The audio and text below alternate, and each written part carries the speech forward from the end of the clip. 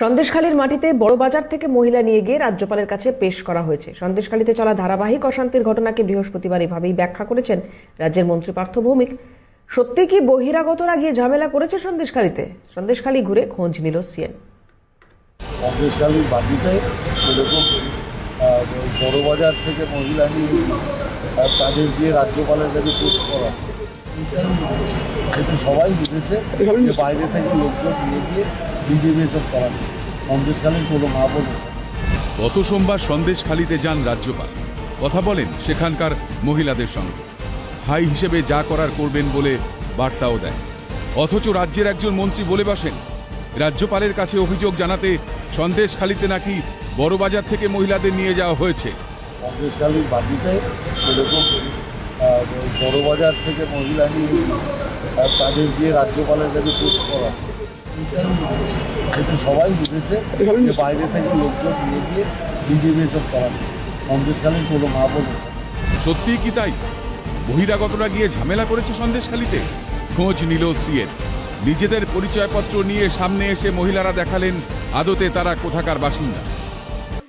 আচ্ছা, আমাকে নাকি ভাড়া করে নিয়ে আসছে। আমি ওই কথাটা বলি, যারা বলছে তাদেরকে নিয়ে আসুন না, তাদের চোখে আঙুল দিয়ে দেখিয়ে দেবো যে আমরা এখানকার লোক না কোথাকার লোক।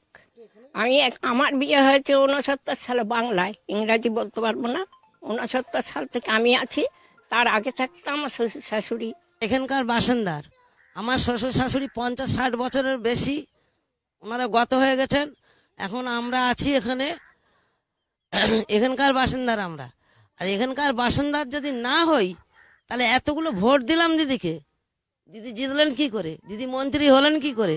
আর দিদি আচ্ছা এই কথা বলছেন কি করে? মহিলাদের উপরে এত অত্যাচার হচ্ছে, তারপরেও দিদি এই কথা বলছে কি করে বলে?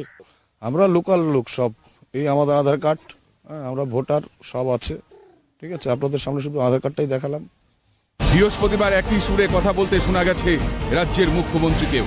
আপনারা দেখেছেন যারা মুখে মাস্ক পরে পরে ছবি তুলছে, ধরাও পড়েছে বিজেপির কর্মী, কিভাবে তারা বাইরে থেকে নিয়ে এসে একটা এলাকাকে অশান্ত করার চেষ্টা করেছে।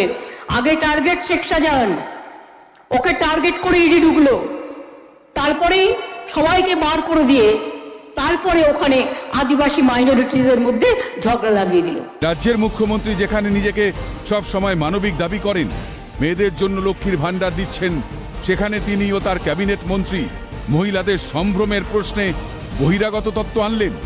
এটাই কি ক্ষমতার চেহারা? পুষছে সন্দেশখালীর বাসিন্দারা।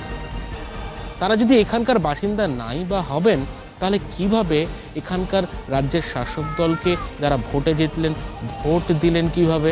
এমনই প্রশ্ন তুলছেন স্থানীয় মানুষজন। ক্যামেরায় সুরজিৎ প্রামাণিকের সঙ্গে অয়ন শর্মা, ক্যালকাটা নিউজ, সন্দেশখালী।